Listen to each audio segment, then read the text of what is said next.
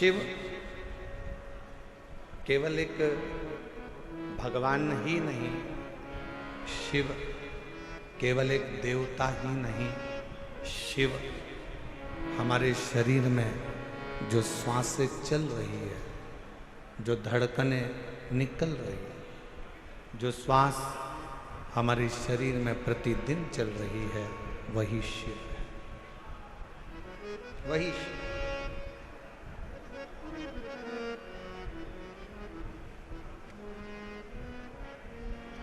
कई लोगों ने प्रश्न किया कि इस कथा का नाम हस्तिनापुर शिव पुराण क्यों रखा।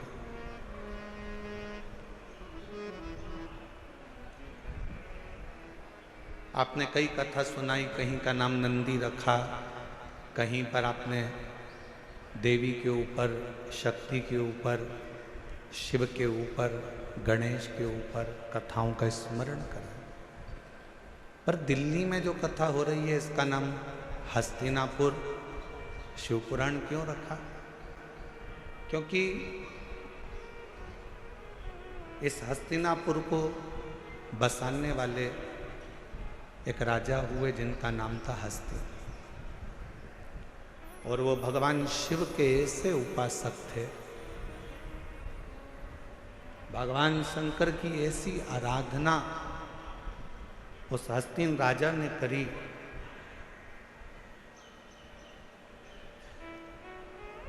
कि स्वयं शिव उस राजा के कल्याण के लिए इस पृथ्वी पर अपना चरण रखकर उस राजा के कल्याण के लिए इस भूमि पर आ जाते।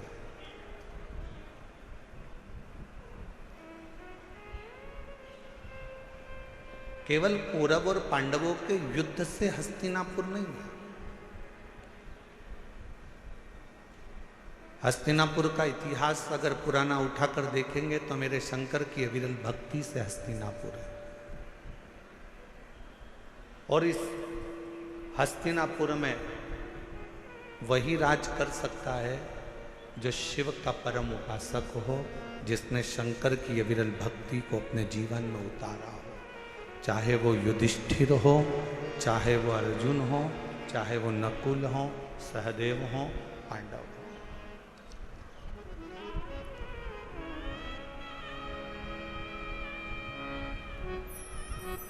ये हस्तिनापुर शिव महापुराण की कथा जो दिल्ली के निरंकारी मैदान में चल रही है, इसमें हम विदुर जी की धर्मपत्नी जो शिव की उपासक थी, विदुर जी महाराज जो शिव के उपासक थे, अर्जुन जो शिव के उपासक थे,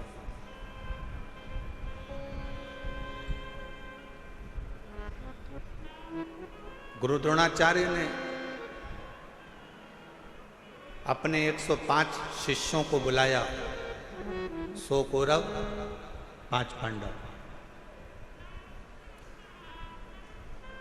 शिक्षा का पहला दिन था, और शिक्षा का जो पहला दिन होता है वो बड़ी परीक्षा का दिन होता है। कथा का जो पहला दिन होता है बड़ी परीक्षा का दिन होता है। बहुत सारी विघ्न आते हैं, बहुत सारी तकलीफें आती हैं, बहुत सारी समस्या आती है।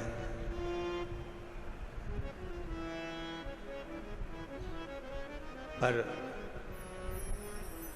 हमने एक चीज देखी है दिल्ली प्रशासन की, जो अभी हम लोग आते आते देख रहे थे कि यहाँ के कलेक्टर महोदय हों, यहाँ के कमिश्नर महोदय हों, यहाँ के आईजी डीआईजी हों, यहाँ के टीआई हों, यहाँ के एसपी हों, एसएसपी हों, यहाँ का एक एक प्रशासनिक बल हमने देखा कि पूरे कथा के पंडाल पे ही नहीं, पूरी रोड पर भी व्यवस्था में लगा हुआ था। एक बार यहाँ के कमिश्नर महोदय, यहाँ के IG DIG, collector, SP, SSP, TI जितने भी यहाँ पर लगे हैं, उनके लिए जोरदार ताली की गर्जना करो कि हम सही कहें तो हम जब यहाँ आए तो हमने तो सोचा था कि 2 दिन के बाद शिव भक्त ज़्यादा संख्या में आएंगे, परंतु आज की नज़ारा देखकर तो ऐसा लगता है कि कल तेरा क्या होगा कालिया, उसमें कहा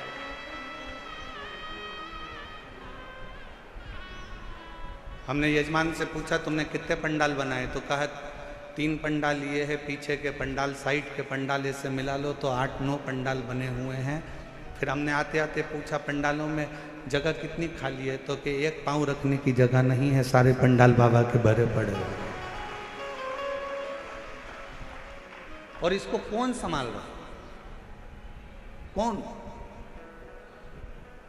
एक बार फिर प्रशासन के लिए जोरदार ताली बजाओ। संभालने वाली ये प्रशासनिक व्यवस्था, यहाँ के कमिश्नर महोदय हो, कलेक्टर महोदय हो, एसपी हो, एसएसपी हो, आईजी हो, डीआईजी हो, एसडीएम हो, यहाँ का पूरा पुलिस बल, ट्रैफिक पुलिस हो, चाहे अन्य बल हो, यहाँ की चिकित्सा विभाग, सब संभालने वाले।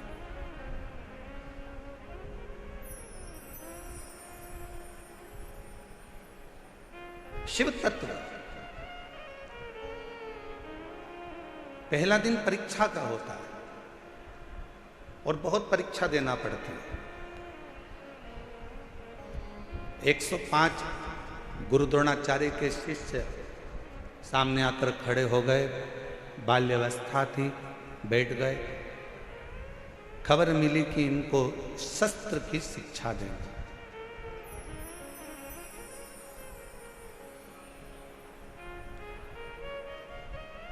इनको शस्त्र शिक्षा देना है। गुरु द्रोणाचार्य ने इसी हस्तिनापुर में बैठकर कहा, शस्त्र की शिक्षा देने को मैं तैयार हूं, पर शस्त्र की शिक्षा देने से पहले जितने मेरे शिष्य बैठे हैं उनसे निवेदन करूंगा कि आप में से जो मुझे शीश का दान दे देगा, मैं उसको शस्त्र की शिक्षा दे दूंगा।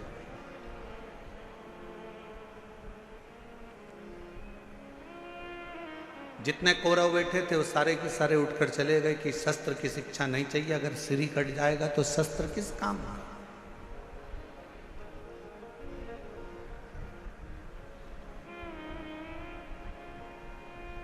वो शस्त्र किस काम का। जैसे हमने पहले भी कथा में कहा, फिर कहते हैं, शिव महापुराण की कथा में जब भी आओ तो अपने साथ कोई कीमती सामान लेकर, सोना चांदी हीरा पन्ना, चैन अंगूठी, मोबाइल, पर्स, कोई भी कीमती सामान लेकर मत आओ, क्योंकि यहाँ एक ही कीमत वाला है और वो मेरा देव अधिदेव महादेव, मेरा शंकर है। आपकी चप्पल भी अगर कीमत वाली है ना, तो उसको भी कथा के पंडाल में लेके मत आओ, घर में अलमारी में सजा के रखो। कथा के पंडाल में अगर कथा सुनने के लिए अगर आप आ रहे हो तो ये सोच कर जाना कि मैं कोई कीमत वाली वस्तु मेरे बाबा को दिखाने के लिए नहीं जा रही हूँ। मैं तो कीमत के रूप में मेरा शंकर, मेरा उघड़दानी, मेरा शिव जो कीमती है, उस शंकर को पाने के लिए जा रही हूँ।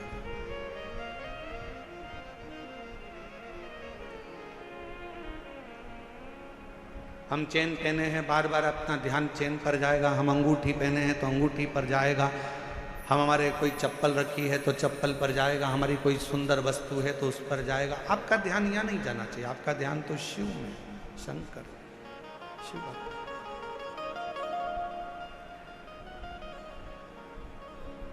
और मेरे भोले तेरा सहारा है,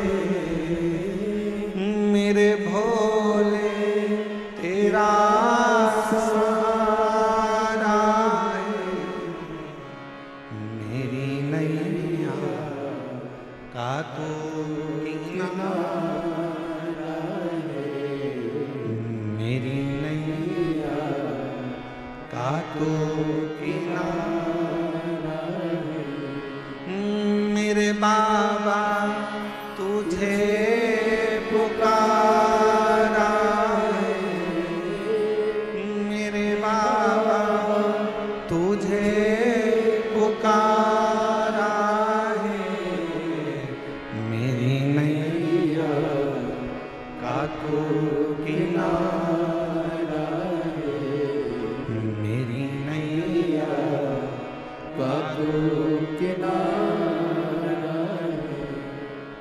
शिव को पाने के लिए बहुत रतन, माणिक, मोती, सोना, चांदी, हीरा, पन्ना, जेवर, आभूषण या दिखावे की शंकर को जरूरत नहीं।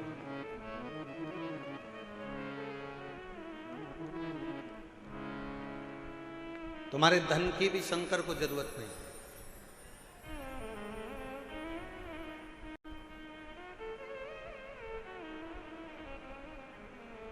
कोई तुमसे कहे कि 500 रुपए हमारे पास जमा करो, हम तुम्हें शंकर जी से मिला देंगे, तो कहना 500 तुम खुद के खर्च करो, तुम मिल लो। शिव को धन की जरूरत नहीं है। अगर शंकर को धन की जरूरत होती तो सोने की लंका का दान भगवान शंकर रावण को नहीं कर देते।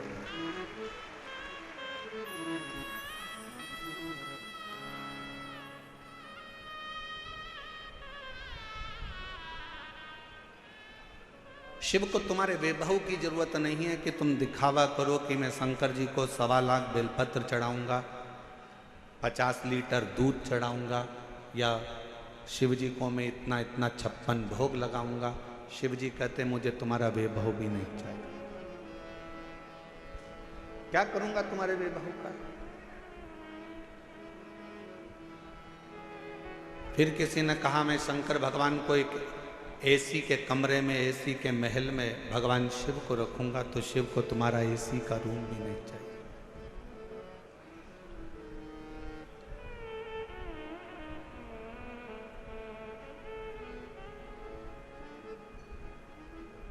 जब प्रेम हो जाता है ना, प्यार हो जाता है, तो छोरी छोरे से कहती है, लड़की लड़के से कहती है कि आप और हम तो एक टूटे हुए झोपड़े में भी रह लेंगे अगर प्रेम है तो। और प्रेम नहीं है तो करोड़ों का महल भी बेकार लगता है। शिव भी यही कहते हैं,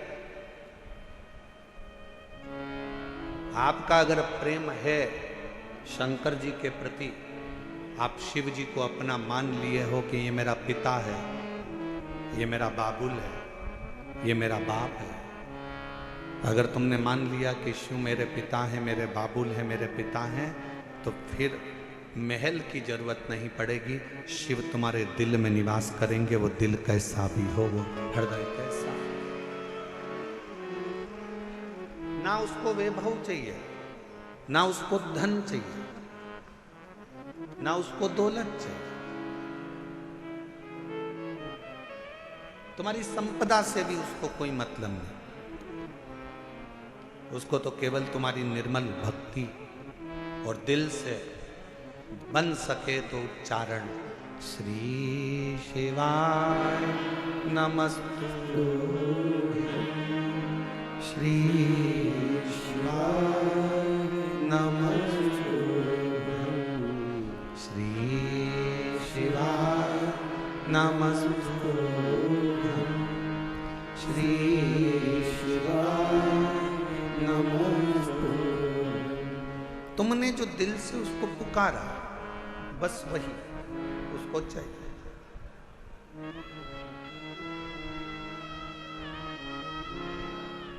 कोई दिखावा,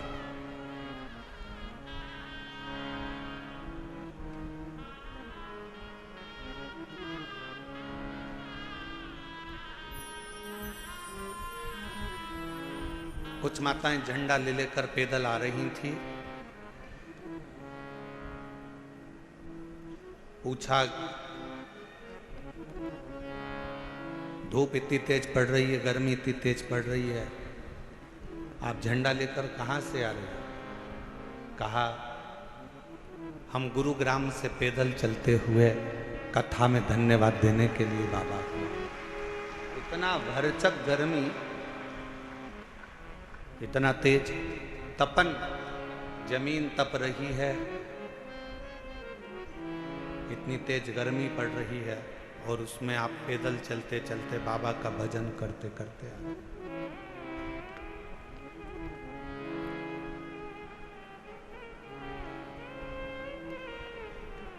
शिव कथा कह रही है, भगवान शंकर का संवाद कह रहा है। पहला दिन परीक्षा का होता है। गुरु द्रोणाचार्य ने शस्त्र की शिक्षा देने से पहले परीक्षा करी है। कहा ये पांडव और कौरव मेरे 105 शिष्य यहाँ पर बैठे हैं, इसमें से जो मुझे शीश का दान देगा, शस्त्र की विद्या उसी को सिखाई जाए। शीश का दान मतलब क्या?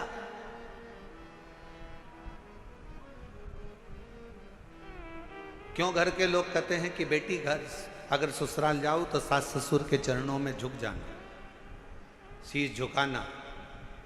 माँ अपने पोता पोती को, अपने बेटा बेटी को कहती है दादा दादी के पास शीश झुकाना, नाना नानी को शीश झुकाना, घर के बुजुर्गों के आगे शीश झुकाना।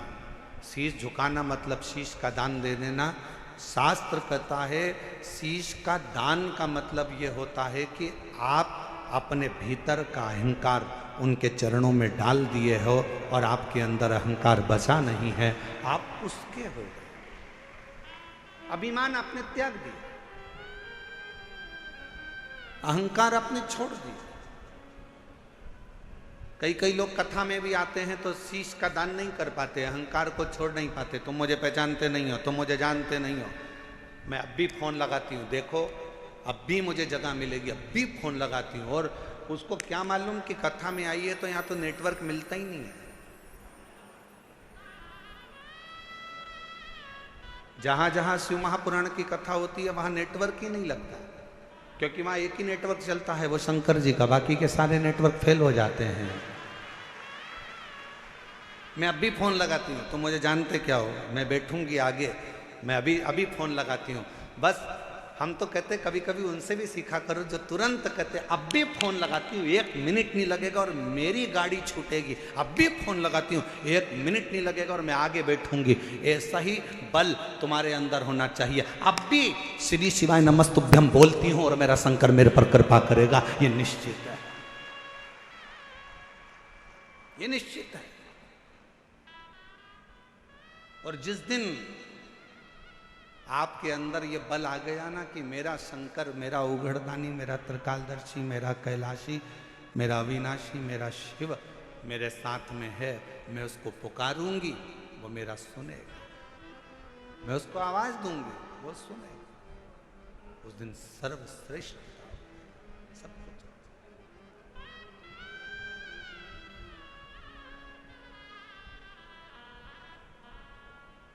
क्यों आए हो कथा में? अपना अपना एसी का कमरा छोड़कर, जम के बोलो जरा, अपने अपने घर का कूलर, एसी, पंखा, एसी की गाड़ी, डनलप का गद्दा, सोफा सेट सब छोड़कर कथा में गाड़ी भी दूर रुकी, पैदल पैदल धूप में चलते चलते कथा के पंडाल में पहुँचे। जरा विचार करिएगा क्यों आए हो? क्योंकि तुमको मालूम है कि मैं 12 ज्योतिर्लिंग की यात्रा करने नहीं जा सकती, पर अगर मेरे नज़दीक में शिव महापुराण की कथा हो रही है, वहाँ जाकर पहुँच गई तो 12 ज्योतिर्लिंग का फल हमें प्राप्त हो। मेरा शिव,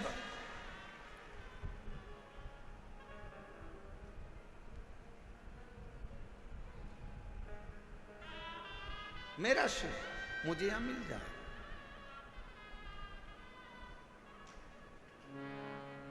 मेरा शंकर मुझे यहां मिलेगा। आप सबको मालूम है कि मैं अगर यहां बैठूंगी, अपने दिल की बात अपने बाबा से कहूंगी तो मेरा बाबा यहां बैठकर सुनेगा। और कितनी बड़ी कृपा दिल्ली की इस कथा में हो रही है मेरे भोलेनाथ जी की। जरा विचार करिएगा कि कथा के मध्य में ही 24 तारीख को प्रदोष पड़ जाएगा, 25 तारीख को मासिक शिवरात्रि पड़ जाएगी, 26 तारीख को कथा की शिवरात्रि पड़ जाएगी और 27 तारीख को कथा विराम हो जाएगा।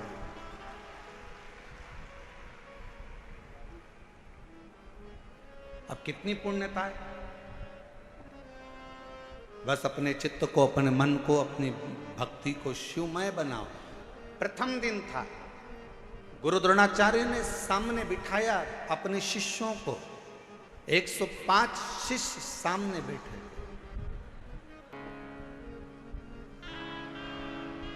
और गुरु द्रोणाचार्य ने सामने बैठे हुए 105 शिष्यों से कहा कि तुम में से जो शीश का दान देगा वो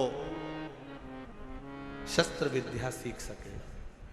शीश का दान मतलब अब शिष्य समझे तो बात है। जो समझे वो तो जाने ना। शीश का दान का मतलब ये नहीं है कि गुरु ने कहा कि शीश का दान दे दो मतलब शीश काट दो। नहीं नहीं नहीं, शीश का दान का मतलब है कि अपने अहंकार का त्याग करोगे। और जब किसी गुरु की शरणागति में जाओ, कहीं अगर भगवान की भक्ति करने के लिए जाओ, यदि कहीं भगवत भजन करने के लिए जाओ, तो सबसे पहला काम करो कि अपने अहंकार का त्याग करो, अपनी अभिमतता का त्याग करो।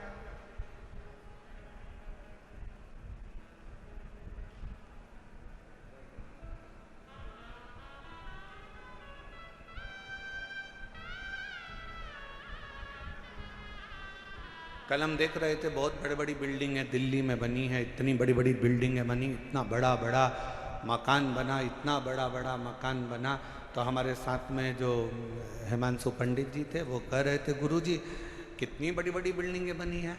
हमने कहा अपने शहरों में या अपने छोटे छोटे पुराने पुराने गाँव हैं, उसमें बड़ी बिल्डिंग भले नहीं होती थी पर बड़े मकान जरूर होते थे। और उस मकान में और यहाँ के मकान में एक बहुत बड़ा अंतर है। वहाँ के मकान मौन रहकर बन जाते थे और यहाँ के मकान लोन लेकर बन जाते हैं।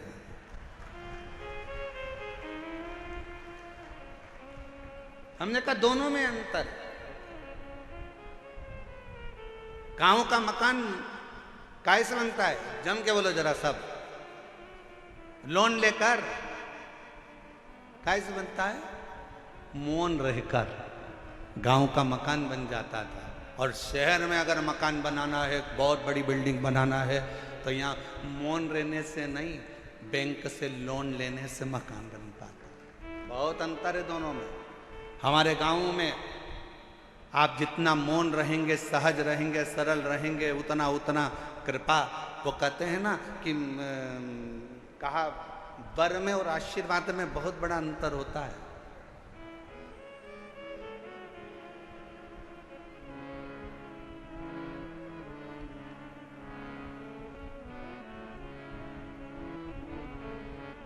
लंकापति रावण ने क्या मांगा था? शिवजी से वर मांगा था। वर मांगा। लंकापति रावण ने शिवजी से वर मांगा था। और हिरण्यकशिपु ने क्या मांगा? तो कहा कि भगवान से वर मांगा था।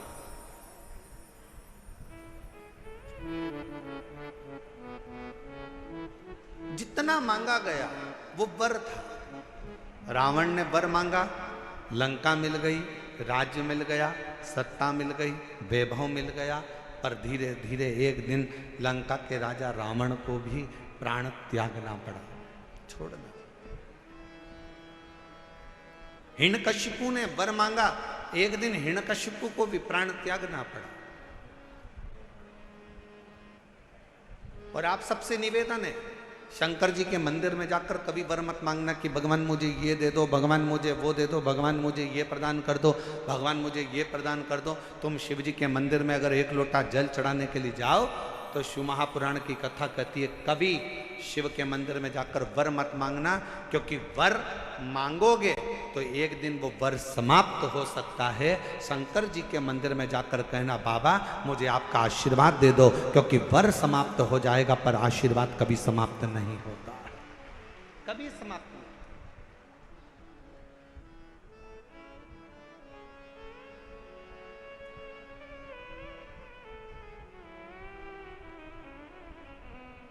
हो सकता है कि वर मिला और समाप्त हो जाए, हो सकता है कि वर प्राप्त हुआ और वो समाप्त हो जाए, पर आशीर्वाद कभी समाप्त नहीं होता। अगर मेरे शंकर का, घर के बुजुर्गों का, माता पिता का, घर के बयों का, घर के बड़ों का, गुरुजन का, संत जन, साधु जन, तपस्वी जन का, या अपने घर के माता पिता या वृद्ध का जब आशीर्वाद मिल जाता है तो फिर वर की जरूरत भी नहीं पड़ती। मांगो उससे कि देना हो तो जन्म मेरे सिर पर रख दो रे अपने दोनों हाथ, और देना हो तो दीजिए जन्म जन्म का साथ, और देना हो तो दीजिए जन्म जन्म का साथ। भगवान शिव की कथा कर, भगवान शंकर का संवाद, शिव तत्व का, शिव पुराण कर, मेरे ओगरदानी का संवाद कर।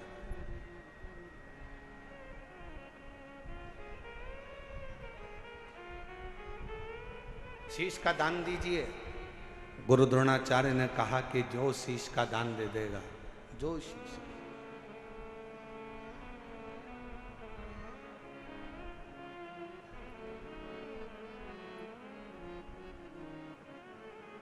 मेरे शंभू ने कहा, मेरे शंकर ने, इस पवित्र कथा का आनंद कर रहा है, हस्तिनापुर शिव महापुराण की कथा करिए, जो शीश का दान देगा वो मुझसे शस्त्र विद्या सीख लेगा।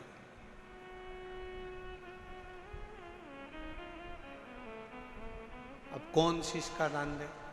सब 105 जितने शिष्य बैठे थे गुरु द्रोणाचार्य के, उसमें से 100 शिष्य उठकर चले गए। 5 शिष्य बैठे रहे पांडव, उसमें भी एक अर्जुन सामने बैठा रहा, तलवार उठाई और शीश के पास लेकर जाने लगा, काट कर शीश का दान देने लगा। गुरु द्रोणाचार्य ने मना कर दिया, मुझे कटा हुआ शीश नहीं, तेरे धड़ पर लगा हुआ शीश मेरे चरणों में पड़ जाएगा, उतना दान बहुत है और मैं तुझे दे दूं, मत दीजिए। शंकर भगवान को तुम्हारा धन नहीं, वैभव नहीं, सत्ता नहीं, दौलत नहीं, शिव जी को केवल तुम्हारा एक लोटा जल शिव को समर्पित कर दो। एक लोटा जल भी नहीं हो तो 3 बार ताली बजा दो, वो भी नहीं है तो मुख से बम बम बोले बोले, ये भी नहीं बोल सकते तो मुख से हर हर महा, इतना कर सकते। बहुत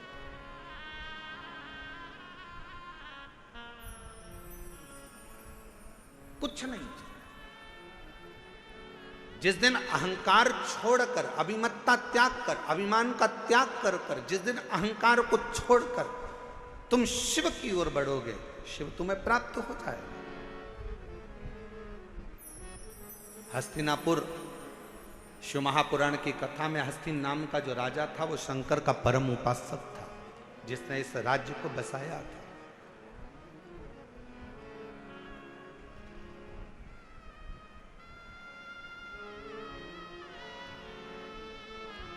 एक शिव भक्त क्या कहता है? अभी कथा में कहा कि वर मत मांगो, आशीर्वाद मांग लो। भगवान अगर मिल भी जाए ना, तुम्हारे पास में आकर खड़ा भी हो जाए और कह दे ए मांग तुझे क्या चाहिए, तो उसे कह देना नहीं नहीं मुझे कुछ नहीं चाहिए, तुम तो तुम्हारा आशीर्वाद दे दो बस। क्यों? क्योंकि वरदान दोगे तो हो सकता है एक दिन समाप्त हो जाए। हमने फ्रिज मांग लिया, कूलर मांग लिया, एसी मांग लिया, ये मांग लिया, वो मांग लिया, गाड़ी मांग ली, बंगला मांग लिया, सामान मांग लिया, बेटा मांग लिया, बेटी मांग ली, दौलत मांग लिया, सत्ता मांग ली, हो सकता है एक दिन समाप्त हो जाए। पर यदि आपका अगर आशीर्वाद होगा तो ये कभी समाप्त होने वाला नहीं है। वर समाप्त हो सकता है पर आशीर्वाद कभी समाप्त नहीं होता, वो अजर और अमर रहता है। वो आपके आज भी है और कल भी है।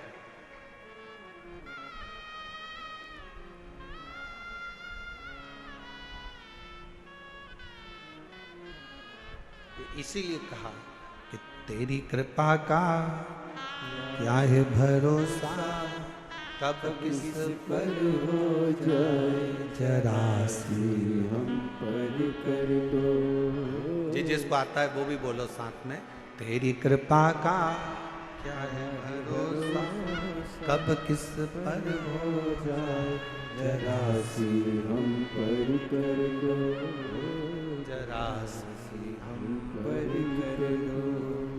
पापी हो चाहे जितना उसका भी बाबा उद्धार किया,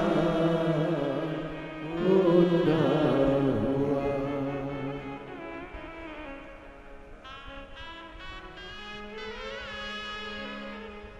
जिस पर भी हो गई तेरी करुणा कृपा वो भव पार हुआ,